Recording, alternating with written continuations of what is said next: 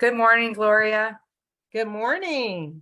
Hi, everyone. I'm Beth. I'm one of the business coaches at the Small Business Development Center at Lorain County Community College, and I'm thrilled to be chatting today with Gloria Ware from Get the Bag.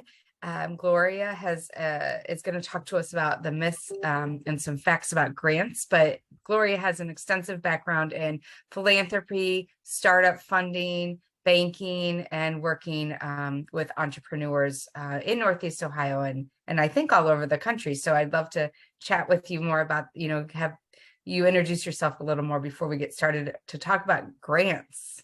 Yes. Thank you so much, Beth. Beth and I go back a little bit, Yes, we do. Yes, known each other a long time. So yeah. Yeah, thank you so much for providing this opportunity to talk about my favorite topic, small business owners, and helping them to get this capital, get the bag, as we call it. And I know, right, just from even my banking days, the number one question that I usually would get from people that were looking to start a business primarily was, where is the money? Where is the grant money? Right. And so that has really shaped a lot of my thinking about grants, and just even some of the resources that we provide at Get the Bag is to help to answer that question and to dig into that a little bit more. So the environment has changed a lot since I was in banking. I worked in banking in 2010 was the last time I worked in banking, but started in like 89.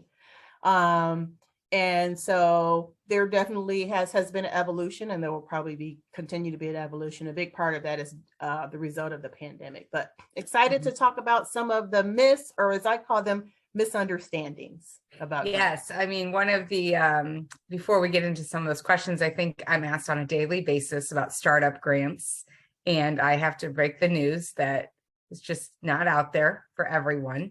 So, but I know one of the things there's a myth that grants are free money. So I want to chat with you a little bit about that. So yeah, technically they are free for the most part, in terms of it's not something that you have to pay back, right? You always have to read the fine print of the grant contract, because maybe if the proceeds weren't used properly, that might be a situation. But for the most part, yes, this is what makes them so appealing to most people, is that it's money that you can get and not have to pay back. However, rarely do people do anything for free, right? Usually there's a reason behind why they are offering help or guidance. There's usually an intent, and that also applies to organizations that issue grants, right? They are looking either for to build up their brand. They want to be able to say that, hey, we're promoting these businesses and we're helping the community, right? So as a result of that, they may ask you to do certain things on behalf of the company or their brand or their organization in exchange for that grant money, right? So that might require you to speak on behalf of the organization, have your company information and your photo on their website. They can use your company's photos and pictures for as long as they want to, right? So always read the fine print and understand kind of what's required, because there are usually some sort of strings attached. That's great advice. And I think people don't always realize that you have to give back when you get it, right? Yeah. Give back to something. So sometimes we're asked, well, I'll just apply for all of these grants. And that's just not necessarily the right thing to do either. So right. Yeah. It's like the play to win. You got to play to win concept. Right. Now, the more you apply, the more you increase your odds of applying, but it's really about more than applying for the grants. Going back to the discussion of, there's usually a reason that the organization is issuing a grant. And if you can understand what their reason or motivation is, and you can usually do that by either talking to someone from the organization themselves. Most of the time you don't get to do that, but typically you can go to the company's website and look at, how do they talk about themselves? What do they sell? What do they like to do? What are they about? Or do they have a social impact focus? Are they trying to grow their presence in your community? Right. So it's really about positioning yourself to align to that company's brand or mission as much as possible, right? So if you can, and it might take you a few times to apply, right? Because it's this skill, we have to kind of talk about ourselves in that way. But these things also apply to securing other forms of funding, is being able to understand what is the intent, what are the requirements, what are the goals of the organization that's issuing the money, right? And then how can I best align myself and tell my story in a way that makes them feel that we can be great partners together, right? So understanding is this a PR focus, right? If you sense that maybe it's a new company or they're new to your area and they're trying to make a splash, talking about how many social media followers you have or how big of an influence or impact you make in the community, that is going to help you to best position yourself, right, to get the funding. Economic impact, a lot of the grants coming from governments are about how many jobs can you create? How much new revenue are you going to bring to our community? So in that case, it might be talking more about that, right? And making the case for that as well. But once you kind of get those things, that story told and understand what this particular funder is seeking, and if you can find other funders, or as you are looking at different applications, position yourself, right? Don't be fake, right? Be you, be your authentic self, but just understand you might have to position how you talk about yourself and your impact depending on the grant source. Once you do that and have a system in place for it quickly applying, then yes, apply for as many that you think that might be a values aligned partner with you. Right. And I think that's it also, maybe you're not ready yet to apply for that grant. Maybe it'd be next year that you're ready, because maybe you're not ready to hire anyone yet or anything like that. So it's also so important to know, like you said, align yourself with that company. Is this right for you? Are you a right fit for them? Are they a right fit for you? Yes. So that's giving the grant. Absolutely. So, absolutely. yeah. And understanding that value proposition that we always talk about. Absolutely. Yeah. And a good way to do that is to go into, a lot of these organizations, they have a grant cycle. So they've done this more than once. Maybe every year they issue new grants. Go to the website and look at the companies that receive the grants, right? Mm-hmm. Right. How do they talk about those companies? What do they highlight in the stories that they're sharing with those companies, right? Go to those companies' websites and look at how they position themselves. So there is a way to get a better sense above and beyond maybe what they should, even though they try to be very explicit on the grant application, but there's a way for you to get some clues as to how you can talk about yourself, or even if you are maybe their target audience with that they're looking at to extend capital to. Yeah. So you talked about emphasizing how much you really need the money. Can you explain that more? Yeah. So I get a lot of inquiries from business owners that have applied for grants and they've not been successful, right? And then I'll ask, well, how are you using the money? And I'm using the money because I need to pay rent for, this building that I'm going to buy, or I'm using the money and I really, really need it, right? Because I've spent all my money and now I'm kind of run out. It's really not so much about telling the story of how much you need the money, but it's really telling more the story of the impact that your business is already having, or that you as the business owner are having on your past clients. Maybe you were a professional for a long time and now you're starting a business. So telling the story of the impact of this business. How is it going to impact the community? How is it going to grow fast? How is it going to create jobs? How is it going to be something that's going to be exciting for this organization to partner with you on, right? And telling the story of how the money is how you're going to use that grant money to do those things, to make that impact.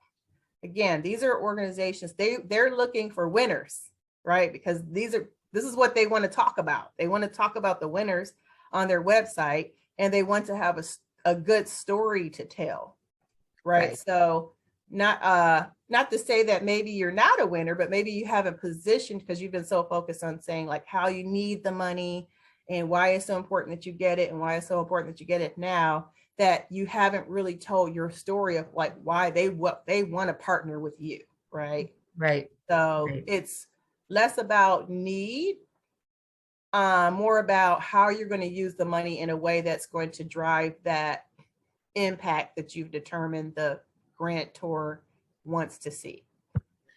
That's such great advice because I think people often just see, oh, I'll apply for this grant because I need to pay for this. Well, that may not be of value to the grantor, Right. Yes. right? And Yes. so, understanding the grant, understanding who the grantor is, understanding Yes. all of that. So, yeah, Yeah, exactly. Like another kind of example of that is maybe this particular bit like organization. So for business grants, typically they're oftentimes they're coming from a corporation, like a right, business, right? Sometimes they're coming from a community foundation, sometimes they're coming from the government. But they might say, for example, they might want to have more clients that are representative of people from diverse backgrounds, women entrepreneurs, right? So that might really be their intent. And understanding that, right, is a good way for you to position, again, why you are the best partner to help them to achieve whatever goal they've either stated in the very explicitly in the grant application, or that you've ascertained based by studying and reading about that company. yeah. Yeah. I know whenever we post grants, we say, please read carefully or let us help you with that. So, Yes. yeah. So, are grants the only way to fund my new business, or are they a great way to fund your new business? Like, we're asked every day, I need grants to fund my business. Well, there's lots of options in funding your business, Yeah. and grants aren't always, it's great to get a grant, but again, like, is it the right grant for you? Are you the right Yes. person for that grant? All of that, right? Yeah. So, yeah. So if you, assuming you are a for-profit business, grants, yeah, ideally, yes, money that you don't have to pay back, awesome.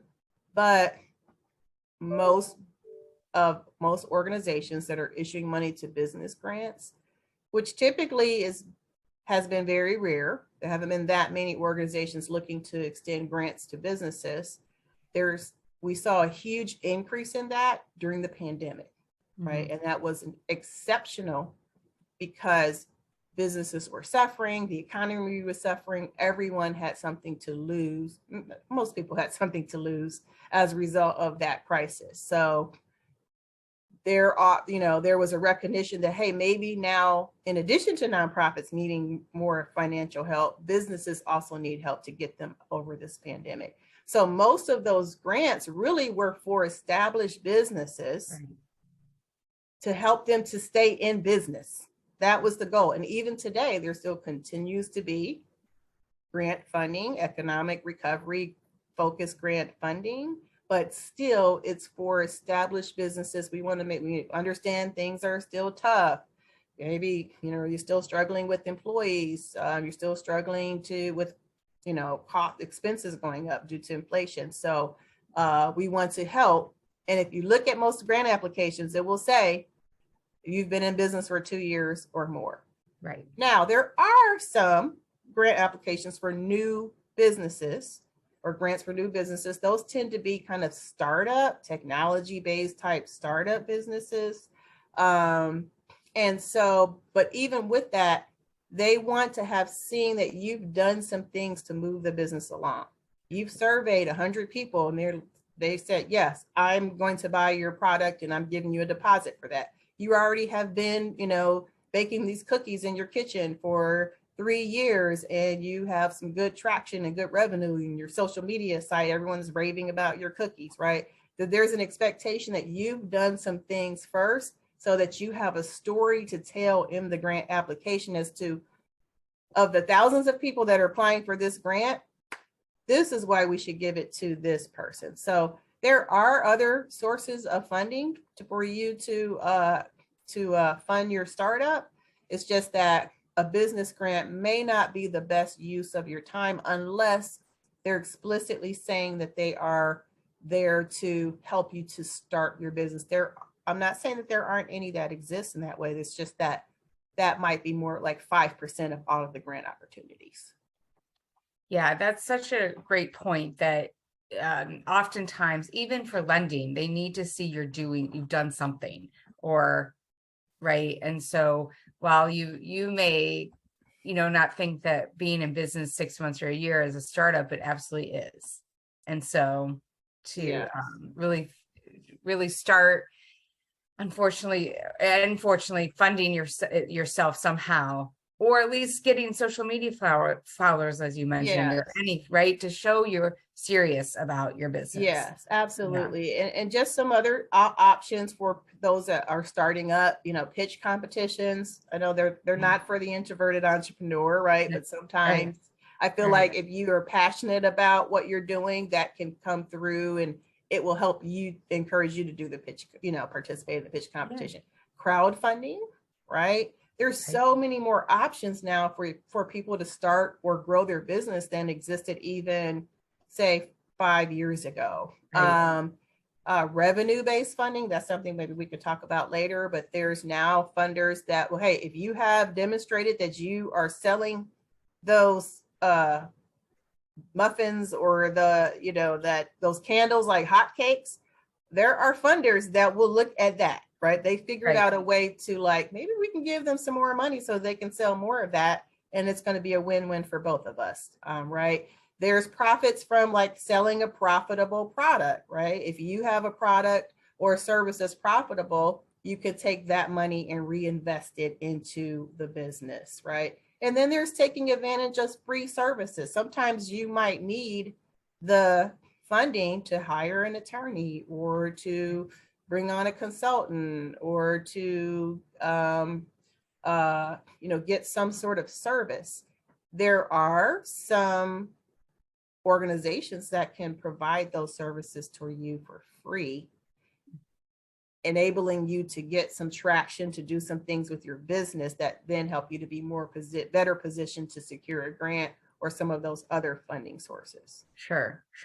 It's research, right? And I mean, even at the SBDC, we have a small business lawyer who will chat for a half hour for free with our clients. So even that time can help someone move along. Branding and marketing, right? Branding and marketing. That and those things are expensive, but if you can if there's an organization providing, the key is high quality, right, free services that will help you to move your business forward. And if it's branding and marketing can help you to sell more products or more services, that is going to position you to be in a better position to kind of be that more established business, or to get those customers. And maybe you won't need to have the grant funding as much as kind of you had before getting access to the free services.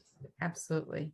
So we're asked sometimes if it's important to hire a grant writer. Do you think that's really important? Do you think we can just write these on our own, or help with business coaches like us at the SBDC? Mm-hmm. What are your thoughts on hiring a grant writer? Yeah, I think it really depends. We did mention that there are some cases in which if you are a startup business or a new business, for some of the government grants, for example, SBIR, SBIR, Small Business Innovation Research grants, you definitely need to have a grant writer, right? Because it's very complicated. There's a lot of things you need to know about what exactly to put in the grant, right? And so that would be a situation in which you would need a grant writer. If you are applying for a grant for something that's very focused on a specific niche, if there are people that have successfully been able to help other business owners secure funding because of that niche focus, and a lot of times it's coming from government. It's government. Sometimes securing some of the bigger government grants can be they can be worth it if you secure them, right? Because we're talking about 6 figures or 7 figures in some cases.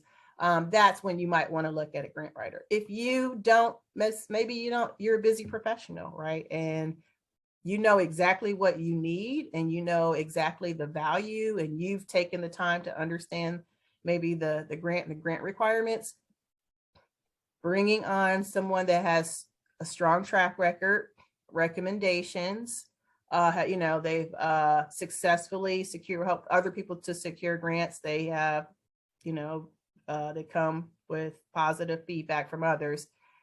It might be worth your investment of time. But I would say for the most part, no, you don't need to hire a grant writer. It really depends on the complexity. And even if you did, it's a partnership between you and the grant writer. You're still expected to be able to tell them, what are you using the money for? What is your plan? What have you done in the past? So it's just like business plan, right? Right. You can hire someone to do your business plan, but it doesn't mean it's a good business plan, right? It's a partnership between you and the person that's technically doing the writing, and they may understand some of the language requirements or maybe have some relationships, but really it is a partnership. So I would say that one, for the most part, no, but there are definitely situations and occasions when it's worth the return on investment. Sure. And that's something that at the SBDC, we can help you decide if it's necessary to hire a grant writer or not. Okay. So Yeah. definitely something we can talk with the client about. So, if you don't get the grant, that doesn't mean anything's wrong with your business. It just means that either there were so many applications or you weren't quite ready for the grant yet, or what are some other reasons you may not get the grant, but that doesn't mean it's your business. It just means it wasn't the right time. Yeah, I would just say that, right. Man, particularly some of these national businesses, there might be thousands and tens of thousands of people applying, right? And everyone's, and maybe that person like really put their best foot forward, or they might have been applying for grants for 2 or 3 years and they have developed the skill. They've been able to determine what they're doing well, what do they need to hone, what do they need to refine, right? So it doesn't mean, and I know it's discouraging when you don't get that grant. I mean, I know like how that feels. It's like, oh man, I spent all that time, working on it, and you get your hopes up. You start thinking about how you're going to use this money. Right. And then you don't get it. Yeah. It is very disappointing and discouraging. And I would say particularly for women, we get discouraged quick, that's something that we have to constantly work on, right? Is that no, it wasn't necessarily, maybe there's just, there probably was a lot of competition. And what can I do the next time to position myself, better for this, to tell the story better? Maybe I can have someone review the grant application. So this is the other thing. Try to save your grant applications, right? Do screenshots or copy paste, because some of these are forms. So it's hard to go back and look at everything, what you actually said. And then number one, for the next time you apply, you already have a lot of the copy and content, but talk to someone, maybe someone at the SBDC or another business owner or someone that successfully secured a grant. Or if you can, the organization that is issuing it, that's probably going to be more challenging, to get feedback on what can I do better? How can I tell my story? It's not about you being less than, it's about like, how can you be even better? How can you be the best? How can, when they see your grant application and they go to your website and they go to your social media page, you're like, oh, we need to partner with this person, with this business owner, right? So it's about, and I know it's hard. We have a lot going on. And a lot of times we're applying for this at the last minute and we're rushing. So, and it's awkward at first. So as we start to get better with telling our story, aligning it with the goals and values and missions of the organization, we'll start to see that those rates improve. And sometimes some of the grants in your local community might be a good first start, because then there's people that might be on the grant review committee that know you and can speak to you and your impact on the community and you as a person. And there might be people that you can talk to, and there's just not as much competition. Right. So, but make sure you're following the directions, because a lot of times maybe your story was great. Social media was awesome, but you didn't provide the 3 years of financial statements they asked for. And the person that you were right there, like, oh, it's like between this business or that business, they did. Yes, right. That right? happened a lot during some of these COVID grants, especially locally. Like, Yes. yes, some of the committees we served on, it was like, oh, you forgot this one piece. Yeah. Yes, even though it was very clear in the Yes, directions. Yes. exactly. But that's, I've been on a number of grant review committees, and I have seen, because of the person's reputation in the community, because Yeah. that person has given back to the community, because that person has a stellar character, because that person is the only person doing it in the community and it's valued, they will ignore, right? Right. Or go back and ask for that information. Yes, You're just like, oh, exactly. Yeah. yeah, Yeah. So it's sure. like almost like you're really applying 365 days in a year, That's right. because it's about, what are you doing? How are you presenting? What are people saying about you? So it should really be the way that you're moving, the way you're communicating, the impact that you're making, the success that you're having, right? And it doesn't mean like you're profitable or having like crazy sales, but you're getting good traction. Those are all things that can come into play directly on the loan application, or in ways that you really have no idea that they will. Yeah, that's great advice. People do check you out, right? They Yes, use a little cyber stalking and for absolutely, asking around absolutely. and things Yeah, like that. yeah, Yeah, yeah, absolutely. So, people often when they're new in business, or a lot of people do have trouble qualifying for a loan because loans are tough, right? And yes, the amount of information they need and the requirements and stuff like that. So, people often think, well, grants are my only option, but yes. that's not the case always. So, Correct, correct. yeah. Yeah, I would say it's never too early to start building relationships with lenders, because grants, even if you are able to successfully secure a grant, that's not how you're going to be going to fund your business, right? Right. As hopefully you'll be in business for a long time. At some point in time, you are going to need some other form of capital, such as a loan, or maybe do a crowdfunding campaign, or to lease some equipment. So the earlier you can start being able to clearly and succinctly tell your story, demonstrate your value, right? Build those relationships, the better you are positioning yourself to get those other forms of capital further down the line, right? And it might be a year, it might be 2 years. So never count yourself out in terms of, it's never too early to start having the conversations with the lenders. And this is where leveraging the SBDC can be beneficial, because they can point you to the right lender, right? Because Exactly. not all lenders are going to be small business or startup business friendly, Exactly. right? Exactly. So they can, because I know that can be very uncomfortable, right? You're Right. very vulnerable. So they have the relationships, they can make the warm introduction, friendly introduction. Right. So, but there are some loans, right? There's organizations in the community, CDFIs, community development financial institutions, whose job is to work with pre-bankable Yeah. small business owners. And even if you don't have the best credit, they have like kind of character loans where you can get capital, you can get small amount of funding just to kind of start to rebuild your credit. But they can also offer other loans as well too, right? So Sure. CDFI, Community Development Financial Institution, SBDC, Beth can talk to you more about those that exist in our community. And there are other lenders outside of Northeast Ohio, that other CDFIs outside of Northeast Ohio they typically tend to be community focused, that might be willing to fund you, provide some capital. But another good way, right, I would say for me, what I did was I just saved money, right? Right. I knew what my goals were long before I actually kind of went 100% of my business.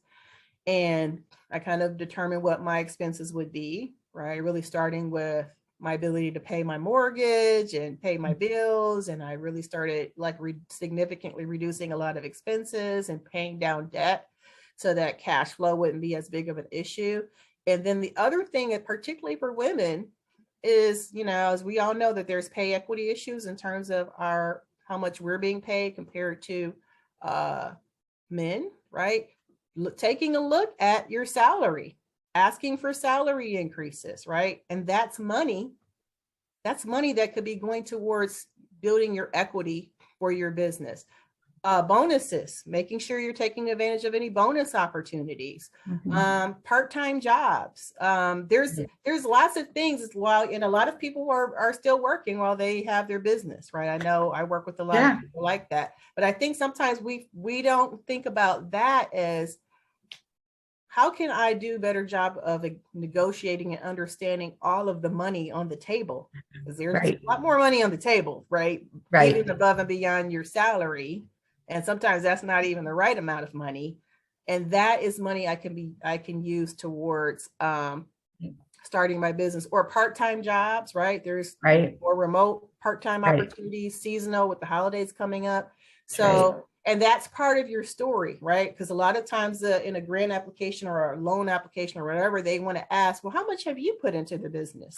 That's right. So pitch competitions, taking advantage of pitch competitions. Even with the pitch competition, even if you don't win, you win because more people are aware of your business, whether that's the lenders or potential grant issuers or the advisors in your community, and aware of like, wow, I didn't know about what they were doing.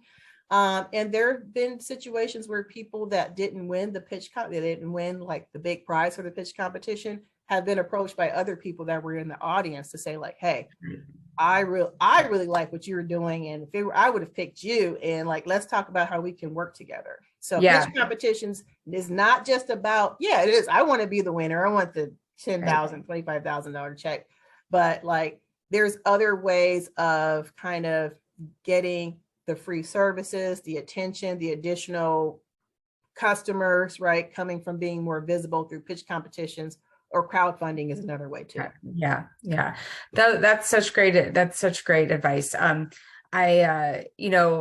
We often try to help our clients not just jump always into their idea and save the money, maybe find a smaller way to start so you can fund it more easily and not have to fight always for that capital to get started, because it's difficult sometimes to find that capital. It really is. Because they do want to see that you're doing something already. They do want to see that you have skin in the game, all of that. So that's something that we definitely can help our clients with, and understanding, how to do that, or find the part-time job or something like that to save for a few months. Have a goal. You want to start in 6 months. How can I save for that? So I would say one of the biggest things that you can do is focus on your customers. Focus on building your customers, right? Because as you start to grow your customers and increase your sales, or even a pipeline of potential customers, those are going to be questions that in pitch competitions, crowdfunding campaign, you're going to need that list to start, your crowdfunding campaign, grant applications. Lenders, they all want to know, well, are you going to be around? Do you have enough customers? Do you know your customers well enough so that you can keep selling to them and sell to them in the right way? And if you have those, you're coming to the table, you're bringing something to the table. Right. And so sometimes we are focused so much on like, hey, I need to, and sometimes it can be like the chicken and the egg, right? But if you have customers, if you've done the things to be more visible and get yourself positioned to really understand how to tap into that market and build up people for your newsletter or on your social media pages, that is going to position you to be much more successful in number one. Maybe you may not even need any capital, right? Because you've done the work of focusing on your customer, understanding what they like, what they don't like, and making the right adjustments as a result of that. And then people will start calling on you. That's right.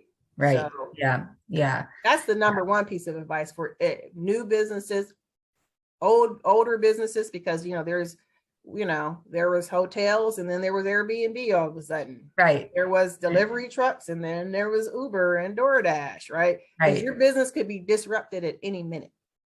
So you need to always know your customer, always pay attention to your customer, and always be talking to yourself, to prospective all those different sources of capital. You talked about you need to be building relationships and getting to know all of them so that when you go to the SBDC, they can help you to develop a capital plan so you can be ready to kind of touch each point as your business grows and needs it. Yeah. Well, I want to end on that because that is fabulous information that you just provided. And it's so true and something we talk about often. And so thank you for that reminder and the importance of knowing your customer. And I really appreciate chatting with you and learning more about, grants and what to look for, and that you really do need to do your research. It's not just let's fill out the application and boom. There's a lot that goes behind the scenes in applying for a grant and finding the right one for you. So I look forward to chatting again. And okay, thank you. Thank you for having me. Thanks so much, Gloria. Something I enjoy talking about. And let me know if you have anything else you wanted to discuss in the future. Absolutely. We'll chat soon. Thank you. Okay, thanks. Bye.